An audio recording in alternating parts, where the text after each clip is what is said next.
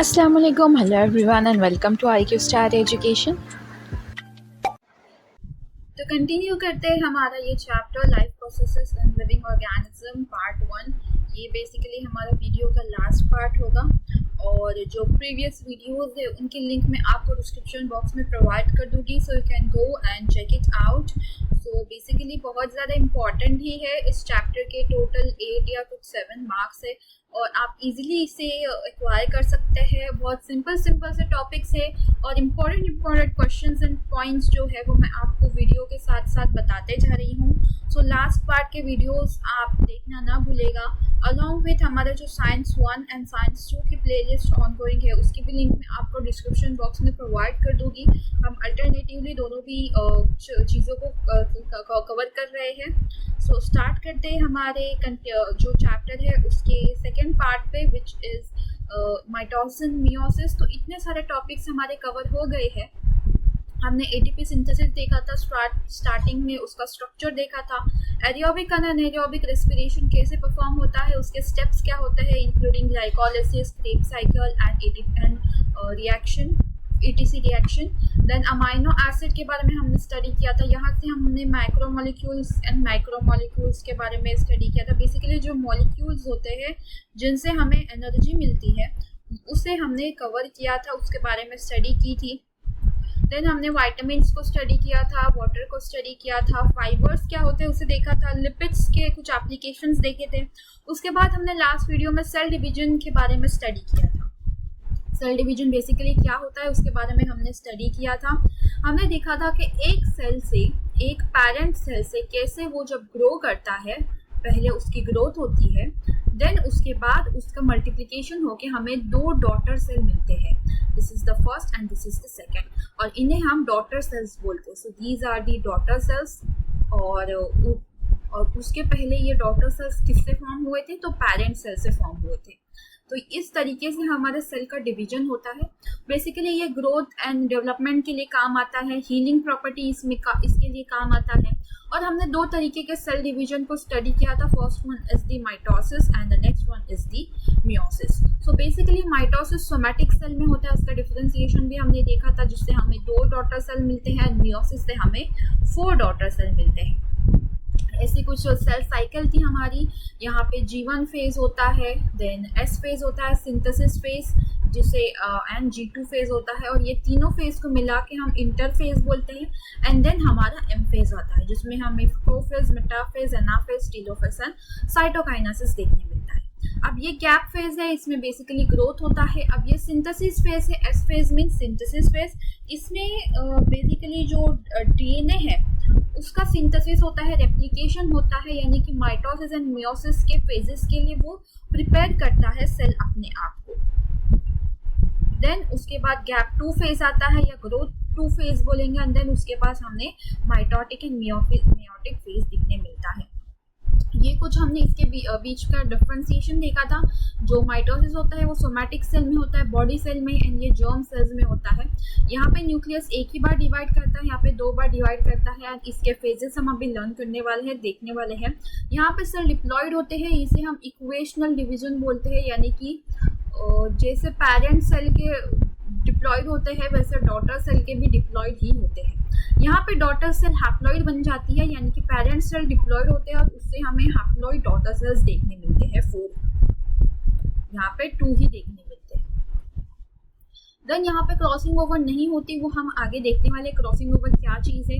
Then यहाँ से हमें नॉर्मल सेल्स मिलते हैं, यहाँ से हमें एग एंड स्पर्म मिलता है जो कि रिप्रोडक्शन में काम आता है। ये हीलिंग एंड ग्रोथ के लिए इम्पॉर्टेंट है और ये जेनेटिक वेरिएशन के लिए इम्पॉर्टेंट है, रिप्रोडक्शन के लिए ये इम्पॉर्टेंट है। देन यहाँ पे जैसे मैंने आपको बताया 2 डॉटर सेल्स, यहाँ पे 4 डॉटर सेल्स। अब आते हैं हमारे माइटोसिस एंड मियोसिस की मेन फंक्शन पे। अब माइटोसिस एंड मियोसिस अगर हम देखेंगे तो ये दोनों भी एक ही, यहाँ पे मियोसिस भी आएगा। दोनों के भी 2 फेज होते हैं, the first phase and the second phase. So the first phase is nothing but the karyokinesis,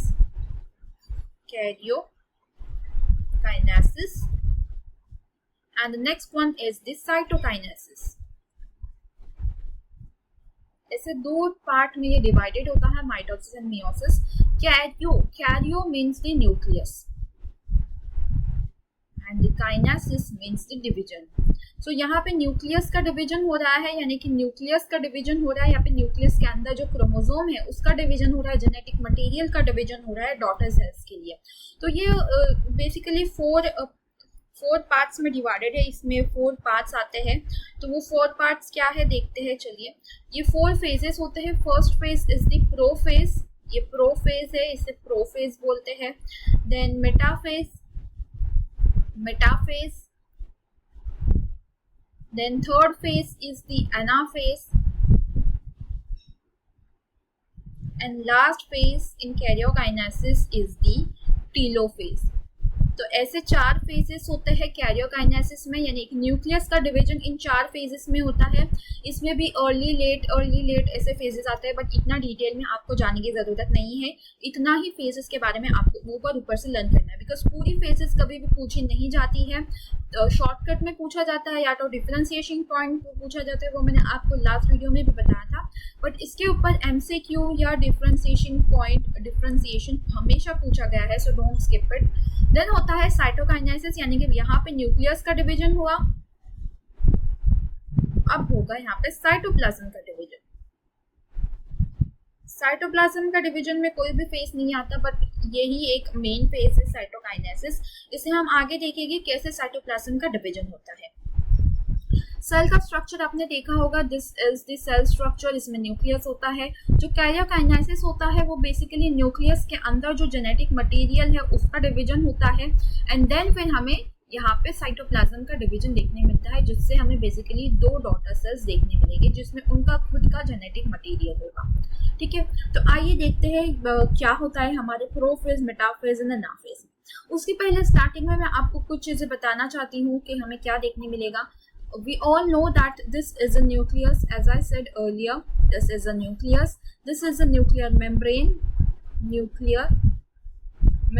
जैसे कि प्लाज्मा मेम्ब्रेन होती है हमारे साइटोप्लाज्म के बाहर, ये हो गई हमारी प्लाज्मा मेम्ब्रेन। वैसे ही न्यूक्लियस के बाहर न्यूक्लियस की मेम्ब्रेन होती है, जिसे हमें न्यूक्लियर मेम्ब्रेन के नाम से जानते हैं। अब इसके होते हैं 2 सेंट्रियोल, 2 नहीं, बेसिकली एक ही सेंट्रियोल होता है, बट वो भी रेप्लिकेट होता है। हर एक सेल में एक सेंट्रियोल चला जाता है डॉटर सेल में। इस तरीके से यहाँ पे दो यहाँ पे हमें डिवीजन में 2 सेंट्रियोल देखने मिलते हैं। देन ये हो गए हमारे क्रोमोसोम का भी यहाँ पर डिवीजन होता है। माइटोसिस में क्रॉसिंग ओवर नहीं होती, बट मियोसिस में क्रॉसिंग ओवर होती है। वो कैसे होती है वो मैं आपको आगे बताने वाली हूँ। तो यही है बेसिक सा स्ट्रक्चर जो हमें सेल डिवीजन को करने से पहले पता होना चाहिए ये चीज़ें।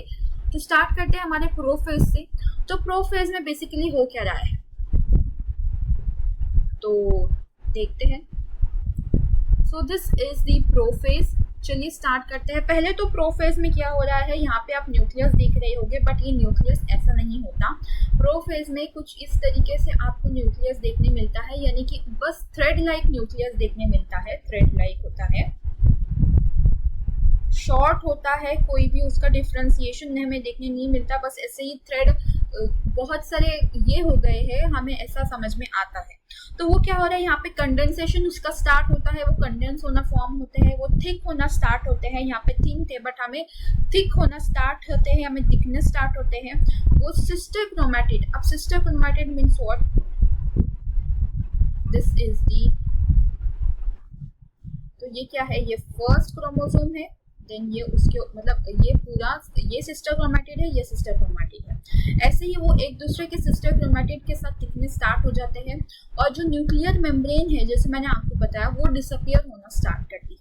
तो यहाँ पे क्या हो रहा है, सबसे पहले तो हमें सेल की सरफेस मेम्ब्रेन दिखती है। यहाँ पे सेंट्रियोल है, सेंट्रियोल डिवाइड होना स्टार्ट होते हैं, डुप्लीकेट होना स्टार्ट होते हैं, और वो अपने पोल पे जाना स्टार्ट करते हैं। This is the first pole, this is the second pole. तो यहाँ पे आप देख सकते हैं, ये इस तरफ पोल के ऊपर ये सेंट्रियोल यहाँ पे जा रहा है, और ये सेंट्रियोल यहाँ पे जा रहा है। न्यूक्लियर मेम्ब्रेन डिसअपियर हो रही है, हमें जो क्रोमोसोम है सिस्टर क्रोमैटिड के साथ देखने मिल रहा है, थिक हो रहे हैं वो। तो इस तरीके से हमें प्रोफेज में देखने मिलता है। This was about the prophase. अब हम आते हैं हमारे मेटाफेज पे। सो मेटाफेज में बेसिकली क्या हो रहा है, जैसे कि हमें पीछे देखने मिला था कि न्यूक्लियर मेम्ब्रेन डिसअपियर होना स्टार्ट हो गई है। यहाँ पे न्यूक्लियर मेम्ब्रेन पूरी तरीके से डिसअपियर हो जाती है, यहाँ पे न्यूक्लियर मेम्ब्रेन हमें बिल्कुल देखने नहीं मिलती। उसके साथ साथ हमारे जो क्रोमोसोम है वो पूरी तरीके से कंडेंस हो जाते हैं, वो सिस्टर क्रोमैटिड के साथ आ जाते हैं और वो एक प्लेन में आ जाते हैं। जैसे कि स्पिंडल फाइबर दोनों पोल की तरफ पहुंच जाते हैं, वो एक स्पिंडल फाइबर एक थ्रेड लाइक स्ट्रक्चर होता है, हेयर लाइक स्ट्रक्चर होता है, वो क्रोमोसोम को क्या करता है, वो अटैच हो जाता है। वो क्रोमोसोम को इस तरीके से काइनेटोकोर पे अटैच हो जाता है, वो एक सभी क्रोमोसोम एक प्लेन में आ जाते हैं, इक्वेटोरियल पोजीशन पे आ जाते हैं उनके सिस्टर क्रोमैटिड के साथ। ये जो आप देख रहे हैं व्हाइट कलर का, ये है स्पिंडल फाइबर। और स्पिंडल फाइबर किससे अटैच होता है, तो ये अटैच होता है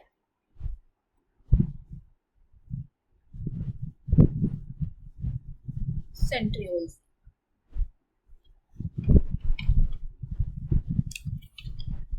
तो यहाँ पे सेंट्रियोल स्पिंडल फाइबर को अटैच करते हैं क्रोमोसोम के साथ, और ये यहाँ से दूसरा क्रोमोसोम दूसरे सेंट्रियोल के साथ अटैच हो जाता है और ये एक प्लेन पे आ जाते हैं। और हमें मेटाफेज पे सभी क्रोमोसोम कुछ इस तरीके से देखने मिलेंगे, you can look like this. And then आता है हमारा नेक्स्ट फेज, एनाफेज। अब एनाफेज में क्या हो रहा है, this is the third phase, anaphase.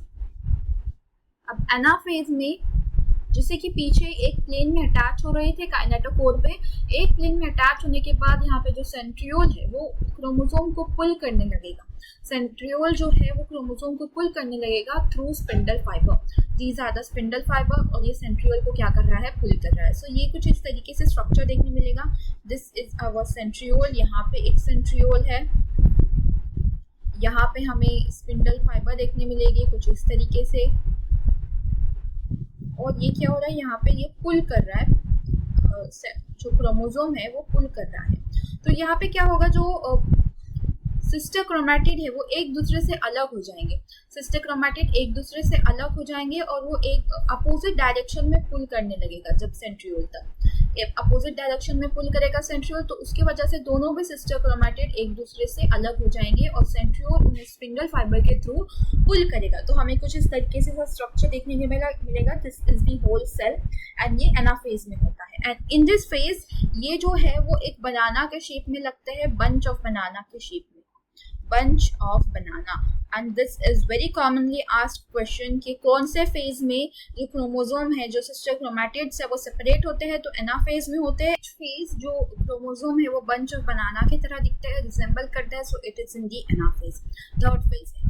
Then हमारी लास्ट फेज है विच इज दी टीलोफेज। ठीक है, उसके पहले आप ये देखिए एनाफेज कुछ इस तरीके से आपको दिखती है। ये सिस्टर क्रोमैटिड्स है जो कि एक दूसरे से अलग हो रही है through the spindle fibre. Cleavage start होना फॉर्म होता है। क्लीवेज यहाँ पे क्या हो रहा है, साइटोप्लाज्म का यानी डिवीजन होना स्टार्ट हो जाता है। थोड़ा थोड़ा क्लीवेज स्टार्ट हो जाता है बनना। अब ये पूरा क्लीवेज जब फॉर्म होगा तब यहाँ पे हमारा साइटोकाइनेसिस होगा। देन टीलोफेज में क्या होता है, टीलोफेज में जैसे ही सिस्टर क्रोमैटिड्स अलग हो जाते हैं, न्यूक्लियर मेम्ब्रेन वापस से बनना स्टार्ट होती है। यहाँ पे न्यूक्लियर मेम्ब्रेन वापस से बन रही है, दोनों भी अलग हो जाते हैं। जो क्रोमोसोम है वो एक दूसरे से अलग हो जाते हैं जैसे ही, तो यहाँ पे वो थिन होना स्टार्ट होता है, उनका कंडेंसेशन डिसअपियर हो जाता है। सेंट्रोसोम के जो स्पिंडल फाइबर है वो भी डिसअपियर हो जाते हैं, सेंट्रोसोम अलग अलग हो जाता है। और यहाँ पे जो हमने प्रोफेज में देखा था उसके कम्प्लीटली अपोजिट यहाँ पे टीलोफेज में होता है, उसके कम्प्लीटली अपोजिट होता है। हमने देखा था कि जैसे पोल पे जाते हैं तो यहाँ पे भी पोल पे जा रहे हैं, बट यहाँ पे स्पिंडल फाइबर, वहाँ पे स्पिंडल फाइबर फॉर्म हो रहे थे, यहाँ पे स्पिंडल फाइबर डिसअपियर हो गए थे, वहाँ पे न्यूक्लियर मेम्ब्रेन डिसअपियर हो गई यहाँ पे फिर से बनना स्टार्ट हो गई है न्यूक्लियर मेम्ब्रेन। वहाँ पे जो क्रोमोसोम है वो कंडेंस होना स्टार्ट हो रहे थे, यहाँ पे वो डिकंडेंस होना स्टार्ट हो रहे हैं, लूज होना स्टार्ट हो रहे हैं। So it is completely opposite to the prophase. Prophase से कम्प्लीटली अपोजिट है और यहाँ पे हमारा न्यूक्लियस का डिवीजन कंप्लीट हो गया है। अब होगा हमारा साइटोकाइनेसिस यानी साइटोप्लाज्म का डिवीजन। यहाँ पे एज यू कैन सी जो फरो है, जो क्लीवेज है वो और बनना स्टार्ट हो गई है, और डीप होना स्टार्ट हो गई है, ये और डीप चली गई है। और साइटोकाइनेसिस में ये कंप्लीट हो जाएगी। दोनों भी साइटोकाइनेसिस में अलग अलग यहाँ पे डिवीजन हो जाएंगे। ये डीप होते होते होते और डीप होते चले जाएगी और यहाँ पे उनका साइटोप्लाज्म का भी division. And as you can see यहाँ पे हमें 2 डॉटर सेल्स मिल जाएगी। So this was about the mitosis. यहाँ पे जो क्रोमोसोम नंबर है वो जो हैप्लॉइड है, सॉरी जो डिप्लॉइड है वो डिप्लॉइड ही रहेगा, यहाँ पे चेंज नहीं होगा। ये इक्वेशनल डिवीजन है, यानी कि जैसे ही इक्वल नंबर ऑफ क्रोमोसोम रहेंगे पेरेंट में, उतने ही इक्वल नंबर ऑफ क्रोमोसोम रहेंगे डॉटर सेल में। अब मैं आपको मियोसिस की प्रोसेस स्टार्ट करने से पहले आप माइटोसिस को देख लीजिए एक बार पूरी तरीके से, इसके फेजेस कैसे होते हैं। This is our prophase, this is metaphase, यहाँ पे एक इक्वेटोरियल पोजीशन पे हमें देखने मिलेगा। Then anaphase is here, as you can see यहाँ पे फरो होना स्टार्ट हो गया है। देन हमें टीलोफेज यहाँ पे दिख रहा है एंड यहाँ पे साइटोकाइनेसिस हमें देखने मिल रहा है। सो this was about the mitosis जो कि होता है सोमैटिक सेल में। अब हम देखेंगे जो हमारा मियोसिस है जो कि जर्म सेल में होता है, यानी कि एग में और स्पर्म में। तो देखते हैं मियोसिस होता कैसे है। उसके पहले मैं आपको बता दूं मियोसिस जो है वो और दो फेजेस में कन्वर्टेड है, मियोसिस 1 एंड मियोसिस 2। अब इनके भी वैसे ही फेजेस है, जैसे कि प्रोफेज 1, यहाँ पे होगा प्रोफेज 2, देन यहाँ पे होगा metaphase 1, then anaphase 1, then telophase 1। Same with here, metaphase 2, then anaphase 2 and telophase 2. Same like this. And then telophase 2 के बाद आएगा हमारा साइटोकाइनेसिस। तो यहाँ पे दो बार सेल डिवीजन हो रहा है, metaphase 1, anaphase 1, telophase 1, then prophase 2, metaphase 2, anaphase 2, telophase 2 and then cytokinesis. इस तरीके से दो बार न्यूक्लियस का डिवीजन होने जा रहा है, वो देखते हैं हम कैसे होता है। ठीक है, तो ये पूरी प्रोसेस मैं आपको बता दूं पेपर में कभी पूछी नहीं जाती, ना कि माइटोसिस की पूछी जाती है, ना कि मियोसिस की पूछी जाती है। माइटोसिस के समझो एक्सेप्शनली रेयरली पूछ भी दे, बट मियोसिस की पूरी प्रोसेस आपको कभी नहीं पूछी जाएगी, कोई भी पेपर में नहीं पूछी जाएगी, because it is very lengthy और आप पूरा का पूरा कवर नहीं कर सकते इतने से टाइम के अंदर। बट मैंने जैसे आपको बताया था मियोसिस है वो माइटोसिस हो, उसके कंसेप्ट बेस पे आपको एमसीक्यू हो या कि क्वेश्चन आंसर्स हो या फिर ट्रू और फॉल्स हो या फिर उसका डिफ्रेंसिएशन बिटवीन हो, हमेशा पूछा जाता है। तो आपको ये पूरी प्रोसेस के कंसेप्ट हमेशा याद होने चाहिए, पता होने चाहिए एटलीस्ट। तो चलिए देखते हैं क्या है हमारे मियोसिस में। तो चलो प्रोफेज में क्या बात होती है देखते हैं।